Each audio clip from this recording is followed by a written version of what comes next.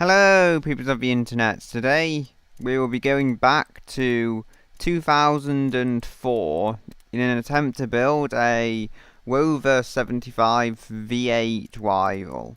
Now we need a kind of medium-ish saloon body, so let's see what we've got. Also coupes, we could do a coupe, I guess. That's the one I'm on. Don't want to use that one. Maybe. I don't know. That's very low. We want better visibility than that. And that's just a pink box.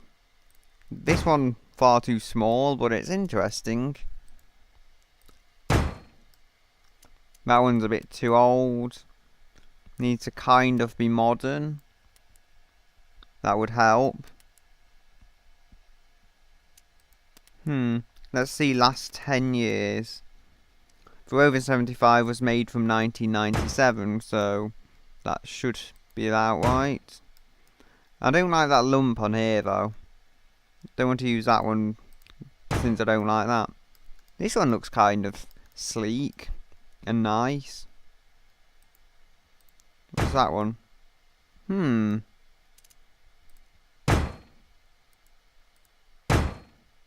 Yeah, that one looks a bit too blobby for my tastes.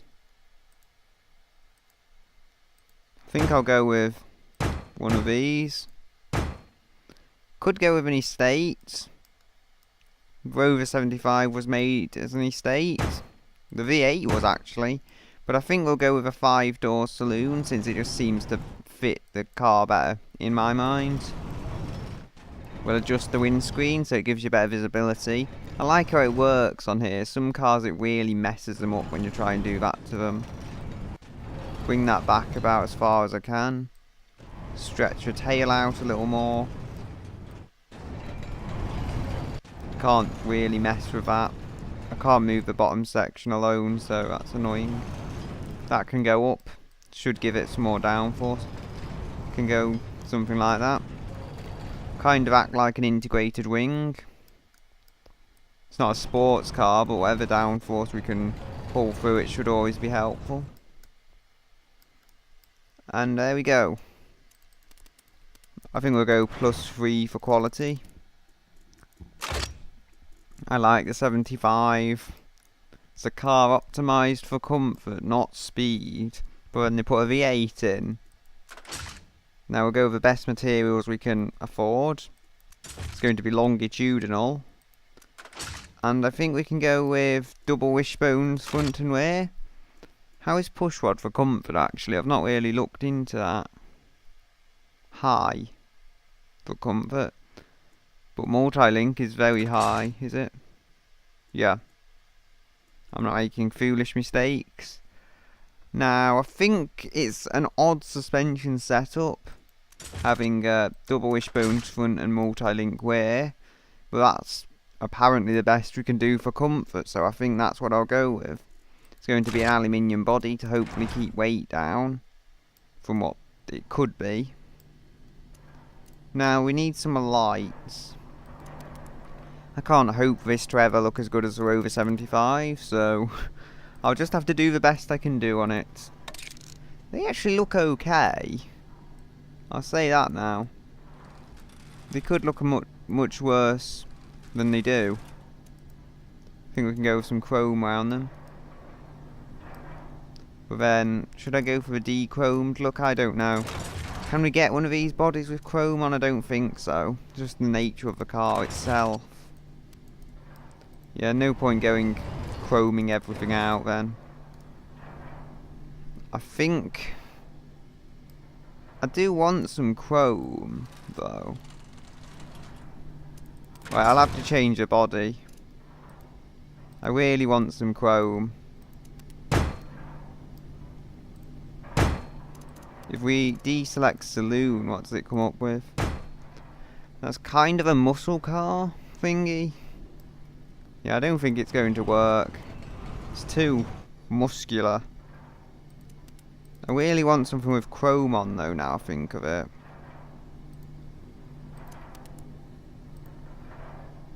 The Rover 75 in this trim would probably have chrome, so yeah. That's why I need it.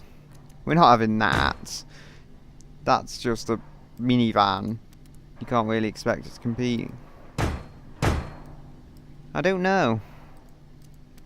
I'm a little lost for the chrome. Where we go last 20 years? Maybe even all years. Let's see what we can do. That one's the one I keep coming back to, I think, but it's not got chrome. You can get a pickup truck with chrome, I think. Can you? No. Not that I would make it a pickup truck. Camaro? It could work, but I think it's a little too low. Can get a saloon of this. But again, no chrome.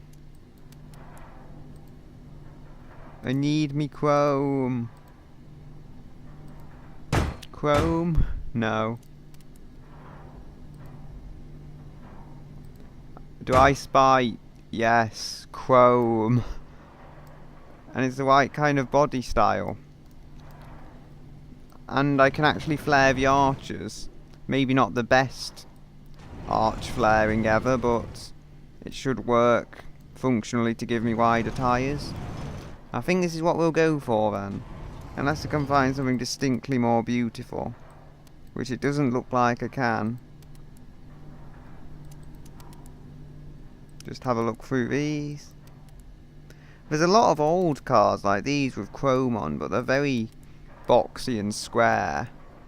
And they're not really rounded. I mean, this isn't that rounded, but it's better than some vehicles. That's green, that's interesting. Lotusy Land style thing. That one grabs my attention, but I think it's too small. So, keep looking. Build a Volkswagen bus thing to rival it now. Just nothing quite grabs my attention for a vehicle of this era like this one. It still looks kind of modern, yet it's got what it needs, I guess. Kind of modern, but not so modern you don't get chrome on there. It's a high trim vehicle, so the chrome is a necessity if you ask me. Bring those back a little.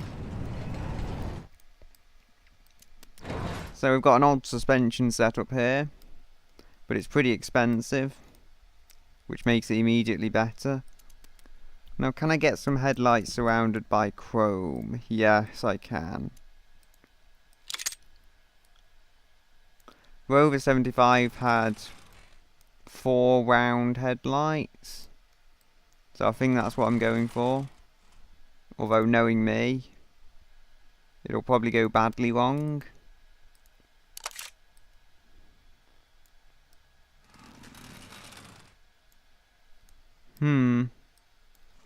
I don't like it. You have to actually compete with something that's fairly good looking, so yeah.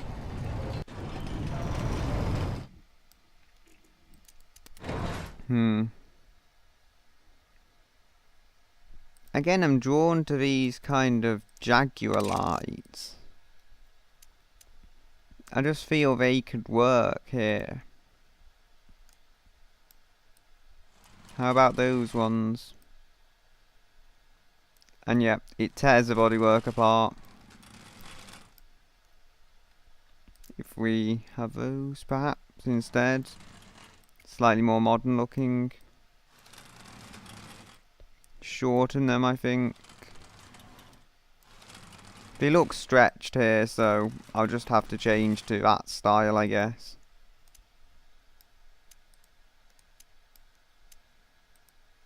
What other variants have we got of these? Those just look less stretched when you've pushed them, so I'll try these ones. Now grills. It doesn't need anything too sophisticated here. But then it can't look horrendous either.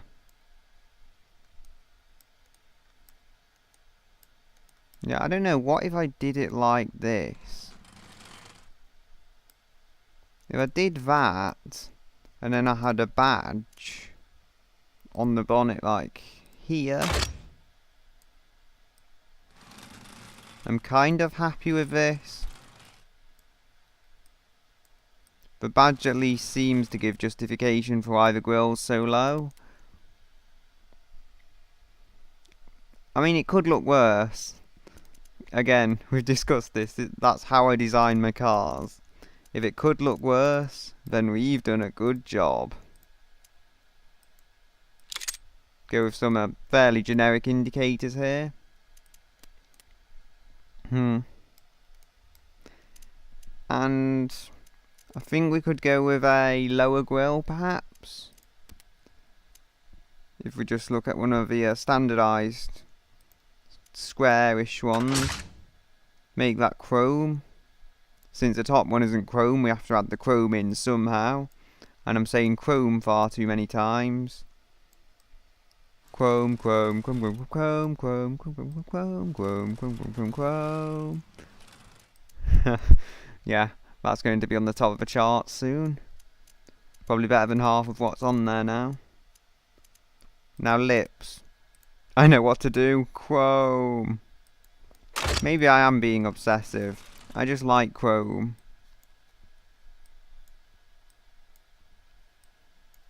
I feel like the top grille should be chrome actually now. And that's far too high up the bodywork, but not much I can do about that, other than really bring it in a little.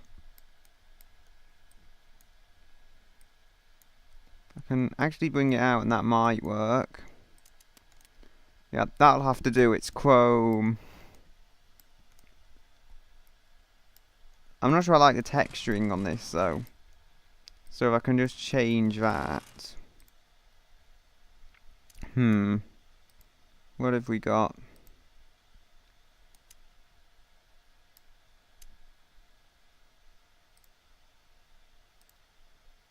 I think this one. No, I don't. Not anymore. I think that one looks okay. I just need to bring it outwards. It's too far into the bodywork to work, if you ask me. Maybe bring it down. And there is a crazy, crazy grille.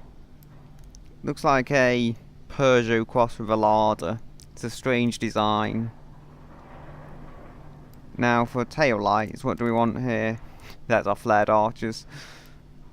I think these ones. Maybe they look too sporty, I don't know. To me it just looks like a fairly generic early 2000s car. It's not particularly good or bad, it's just generic. Can go with those, but I think these look a little better. There we go. We need a badge.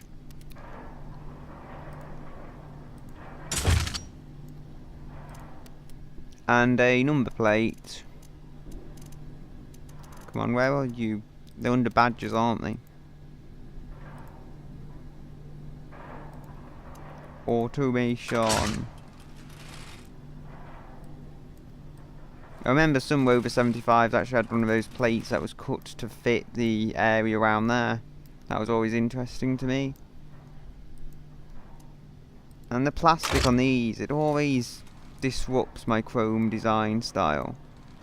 And I've really messed it up now. You'll have to block the grille. I wanted to put it higher up, but it really messes with the properties on it, so on the grille it goes. Just screw holes into my chrome then.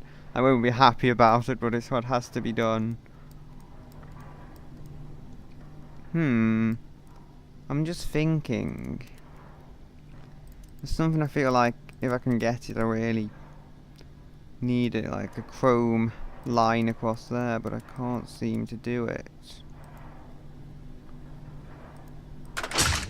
Ah, no, don't move that one. I want the inner grille to move. Alright, you made this difficult.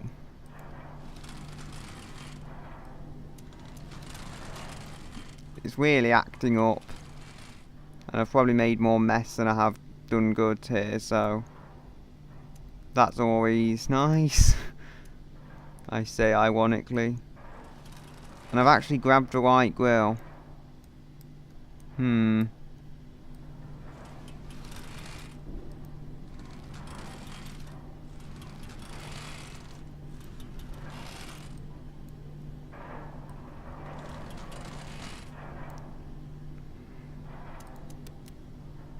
don't know.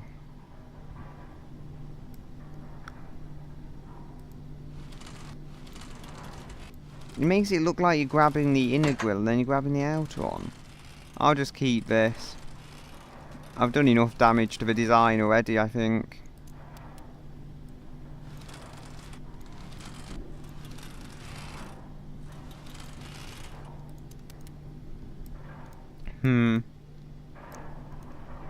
I think I need to go with a sunroof.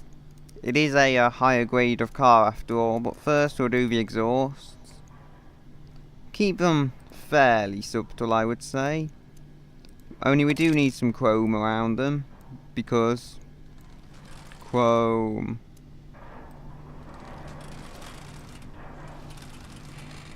Just go somewhere here. There we go, we'll go with dual exhausts, but not too showy. And I think that's our car. Also, that might look a bit better down there. No, it doesn't. Leave it there then. There's no boot handles, disappointingly. And can I move the rear door? Yes, I can. Good, good. So now we can go with the door handles. Go with some that have a touch of chrome on.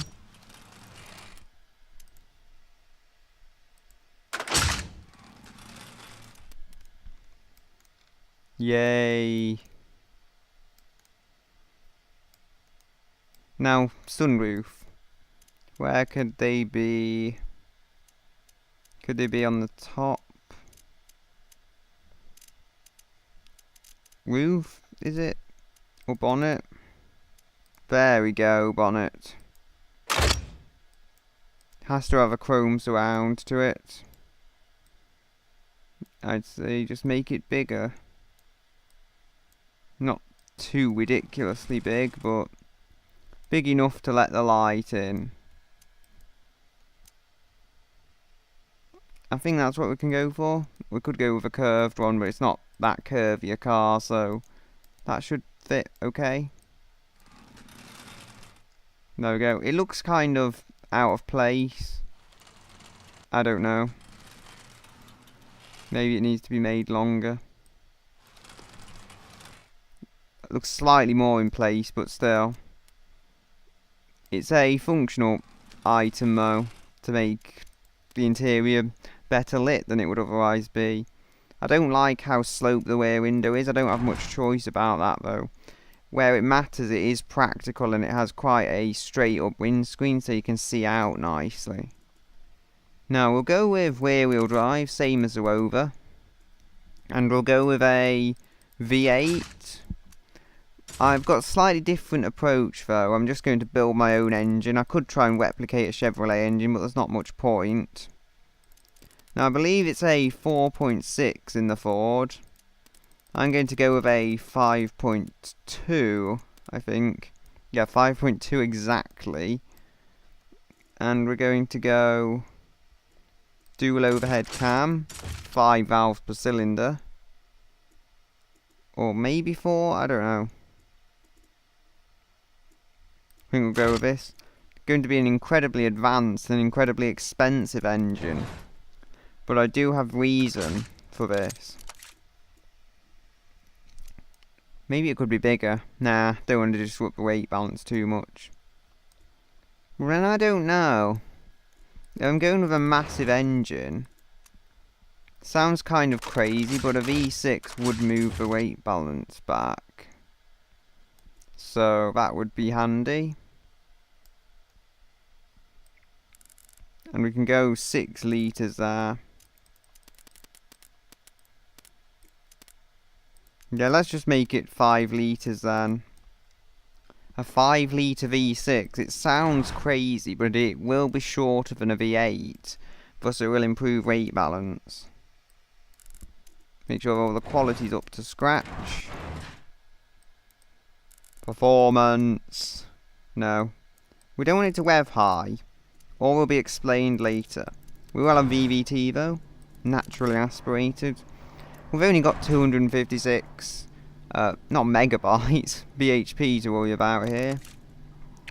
I believe we can go with direct injection. Expensive stuff here, but hopefully it'll give me a good performing engine. And we'll rev it to about 3000. You see, the lower we rev this, the more reliable it should presumably be. And that will cause it to last for a longer time. Which is what we want. Make it very, very quiet. It's more a luxury car here. And let's see. So 168 horsepower now from a surprisingly flat power and torque curve. That's practically an electric engine there. In the way it responds. It's also surprisingly economical apparently.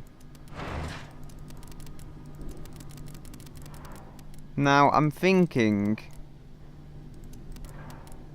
I could go with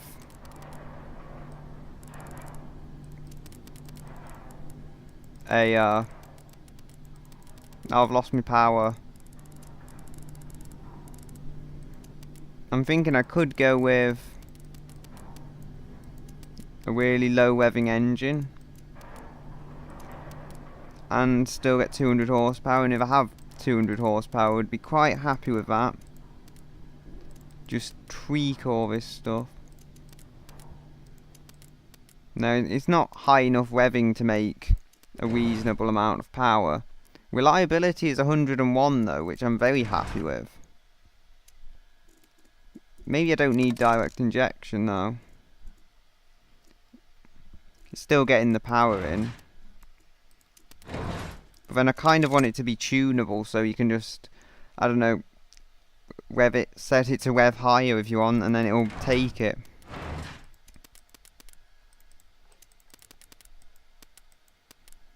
I don't need 5 valves per cylinder for this though, that's for sure.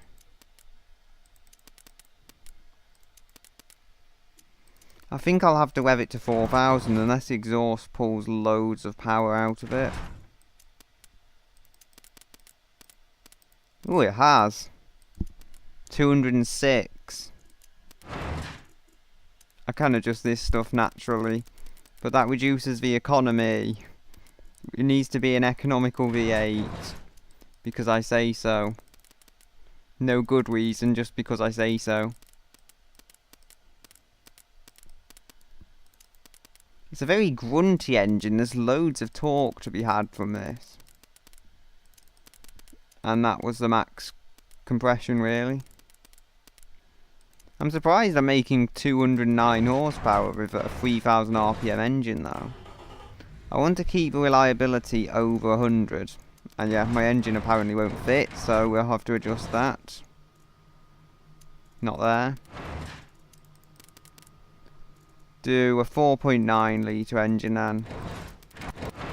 See if this works. There we go. It's too tall. Probably the first time I've come across that problem. See if we can get 4.6 litres of power in then. I didn't think of raising the centre of gravity, but it's too late really. I've developed the engine too much. And yeah, height is still an issue, but it fits. It's a very flat curve though, which is amazing. The revs, they're just too low.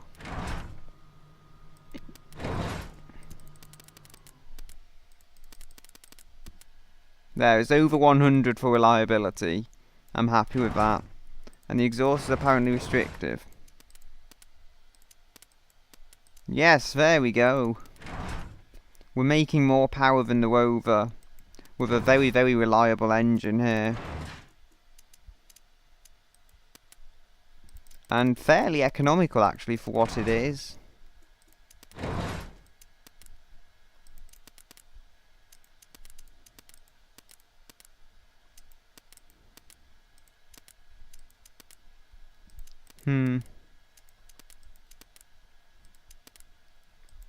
Yeah, Rover didn't have the money to develop an engine back in the day.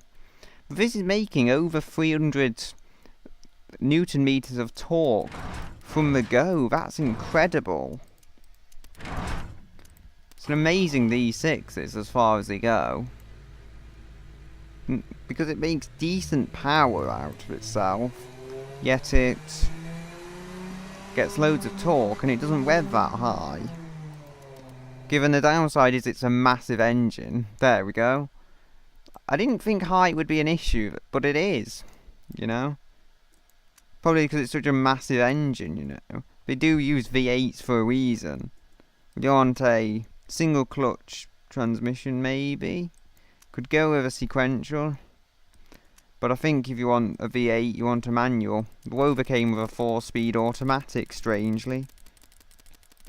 And I've just realised I've got a front lip, but I've got no rear wing, so that's badly out of balance. But we need to do it in a kind of Rover way, as in, we have a wing, but it's not a performance wing as such. It's more there to keep the car stable and make sure crazy things don't happen.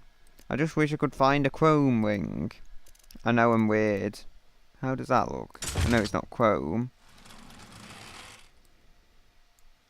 It's fairly subtle, but I think I can do better. I'm not sure there is a chrome wing. It's an unconventional thing to do, but I just want a tiny chromed wing.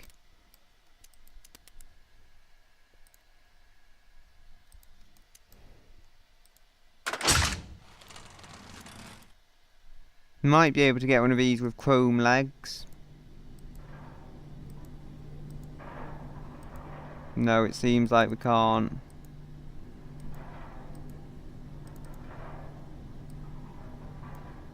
But we do have a wing. And I believe it, since it's supported from below, yep, it fits right across the boot lid. That's nice. It is slightly sporty, but not too sporty for this car, in my opinion.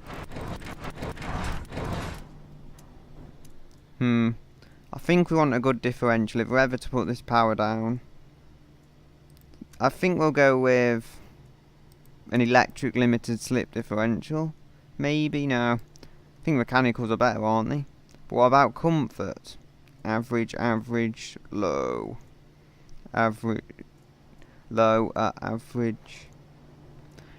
I think we'll go with vicious because it's apparently better for comfort.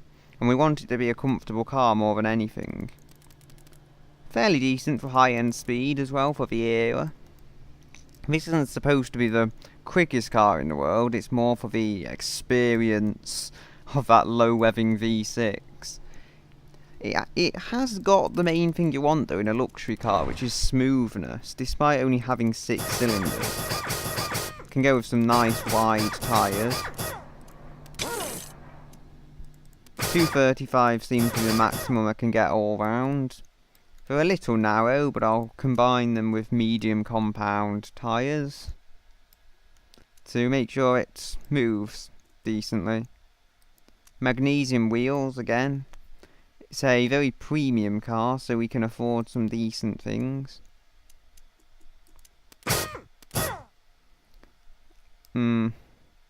17-inch wheels, do they work? Give it some more tyre tread. I think they work. They're a little large, but they should do the job. Again, remember it's more for comfort. It's not supposed to be an ultra-fashionable sports car. As such, it's more supposed to be a everyday vehicle. Now, the brakes. Brakes are always important. Especially when you have a V8. I know I always go overboard with the brakes. But that's since a very important component. As important as tyres even. This hasn't got the best tyre compound in the world, but it is 260 horsepower. We're not running 500. I think we should only need 3 piston even in the rear. Have the same settings as the front. Make them decently large. 225mm. The fronts are always going to do most work though. So the rears don't have to be cutting edge or anything. How much are they? 474. Yeah, we save some money doing that. I don't know though. 3 piston I think. And the quality's too high. It has to just be acceptable. Now we want downforce. It might give it a little noise, but it'll definitely give it more stability when we take it to really high levels of speed. And I've forgotten I could put some more chrome on it. But that never goes okay, does it? Well, sometimes okay, never goes excellently. Let's see. I think we'll go with an active wing and cooling flaps. Should improve the performance and, well, we can afford it. Cooling and brakes. We need all that brake cooling. Remember, this is supposed to be a safe luxury car. It's not mainly for speed. It's just, we have a big engine because we can. Why not? I think we want a premium interior. Premium CD. And a few extras. Traction control. Not sure we need electronic stability, but we'll go with it anyway. Keep the safety up and keep the safety good. Now make sure it's saved. I think we could go with some air suspension perhaps. It's apparently average for comfort. So active comfort, that's high and very high. So there we go. Not much in the way of sway bars, so it's probably going to walk, but you know, my car walks, yeah. I know.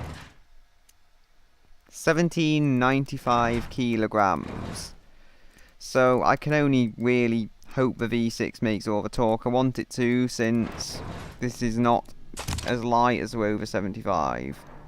If I look down the specifications, we'll see that the Rover 75 weighs 1680 kilograms and mine weighs 1808. So there's a good almost 130 kilos, is that there? Yeah, 130.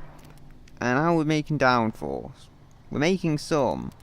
Could do with more front downforce. It's probably too much for what this car is, if I'm honest. But I want it to be stable. Weight balance isn't half bad actually. Especially not for something with this huge an engine. 52.6 front.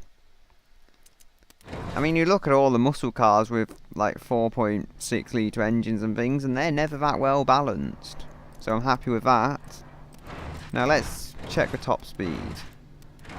And would you believe it? My V6, massive V6, is getting 26.5 miles per gallon. I've built inline 4s far less efficient than this. Yeah, the downforce is sapping speed from it.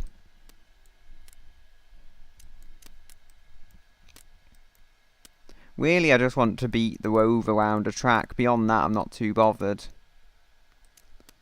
If you don't have the Rover, they have the MG, which I believe is the same car, just with sports suspension.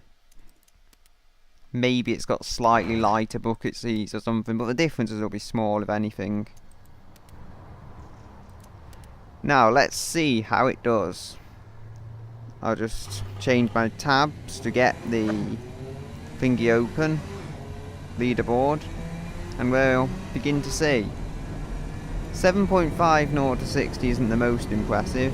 If I just get the Rover back, we'll see what that does, if I can ever find it. It's possible they didn't even say it. Ooh, we have an advantage here. The Rover apparently did 21 miles per gallon officially. I think we do 26.5. So, yeah, we've made a more efficient car with the same power level. It has more weight, but if the lap time's there, it shouldn't matter too much. 0 to 60 of the Rover is 7.5 seconds, though. So I'm just guessing you're getting a slight trade-off. This car's slightly more economical, the Rover's slightly quicker outright. Although I do have a differential. The Rover probably had that as well. But, you know, it depends. If we can compete with that round a track, maybe people won't care about the acceleration. And it has got a manual with more gears, which normally helps things along. I'm just guessing the Rover's having around 100 kilograms less and possibly more torque from the engine has really helped it with acceleration, but elsewhere this is a pretty decent vehicle. Now, it did a 1 minute 32.20, which is, if I can ever find it, the same as a Ford Focus RS, I believe, a front wheel drive version. Remember though, not too bad. It is a comfort orientated barge with less power and more weight than that car. Mazda 6 MPS, I believe that's an all-wheel drive car, but I could be wrong. 132.2, same as this. And Lotus Esprit V8. I beat that, that's fairly impressive. That's a car with a similar kind of era from Britain. So, you know, if I can beat an Esprit V8 on the Top Gear test track in a comfortable barge, it has a selling point there. It came just below a BMW 130, which is really a fairly low-end car, and an S63 AMG. I'm guessing the 130 is just a easier to handle car, so naturally you can floor it and everything. It does show though that putting better brakes and tyres on the car really helps. That's the only reason I'm able to compete with the Esprit. More importantly though, the MG ZT we have beaten by 0.8 seconds. So there we go. Maybe it is slower to 60, but round the track it is actually quicker. And the penultimate speed of this car, well, it's weak. It maxes out at 133 or something, so, you know, it's never going to be too good in that respect. But it will be very, very stable with the downforce. There's the thing. Now, if we look at markets, it comes up as a utility sport. Makes sense. Large, prestigious, comfortable and powerful. I wouldn't quite say it's large, more mid-size if you ask me, but close enough. GT again. Yep, seem to have targeted it quite well. It's an expensive car actually. And I'm just thinking, I didn't really think about it when I built it. The engine's 11,500. So I can really improve its competitiveness if I adjust some of the expensive areas. Well, one key expensive area. That doesn't seem to make huge differences. Yes, it's adjusting the power there, but that's just mainly because it requires a different compression and stuff to work with it.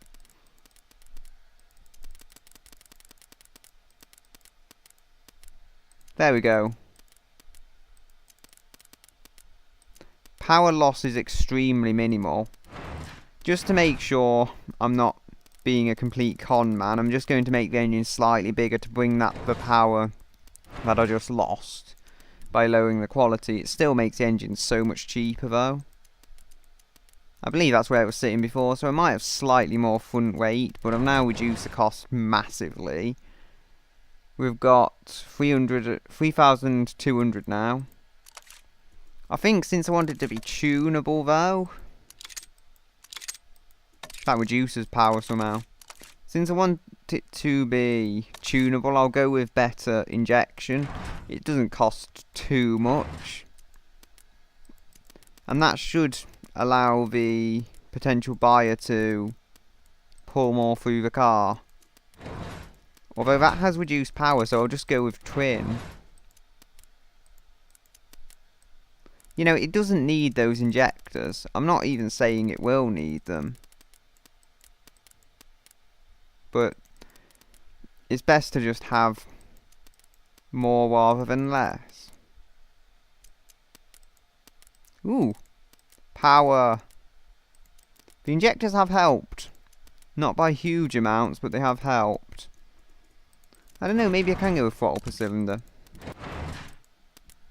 It's probably too late to really adjust this right now. So we have 263.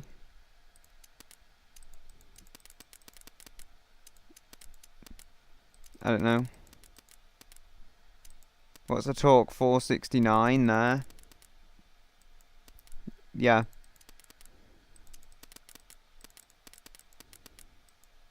Ooh! Oh no, I was thinking it was 253 and then I got loads more power out of it. No, I didn't. Now I need to adjust the exhausts. No, I don't need to adjust the exhausts apparently. And yeah, we've got a lovely flat power curve here. The miles per gallon has got significantly worse.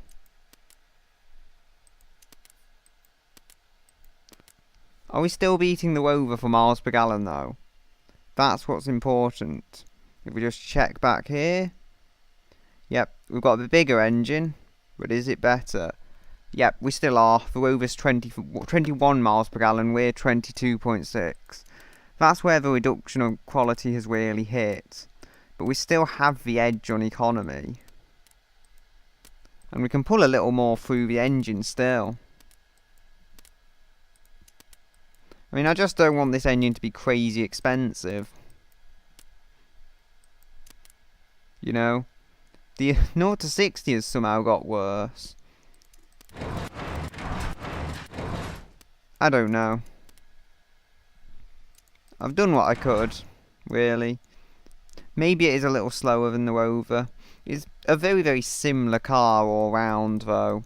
So I can't really say I've beaten the Rover for making a better car, but I can't really say the Rover's beaten this. They're kind of on par. Now, if we check the markets again, it actually comes up as Utility Sport Luxury and Utility Sport Premium. You know, maybe it would be better to just have some 2-litre race engine in this, I don't know. V12 race, 2-litre V12 race engine or something, but what we've got here I'm fairly happy with. Just adjust the price. I think if we charge about 44,000 for it, and then just check what the Rover's charging, since if we can beat that for price, you know, we do have an advantage there. Only I can't seem to find how much it costs. No. Doesn't seem to say. So I'll just have to assume I'm better. As it always is, you know. And I think, overall, I'm very happy with it. You know, maybe not the best car in the world, but what I have got, it's a car I would happily drive, you know. It's obscure, it's a V6 instead of a V8, and it's rear-wheel drive. I can say it beats the V6 Rover 75, so that's for sure. Okay, so I think that's what I've got for now. So, goodbye until another day.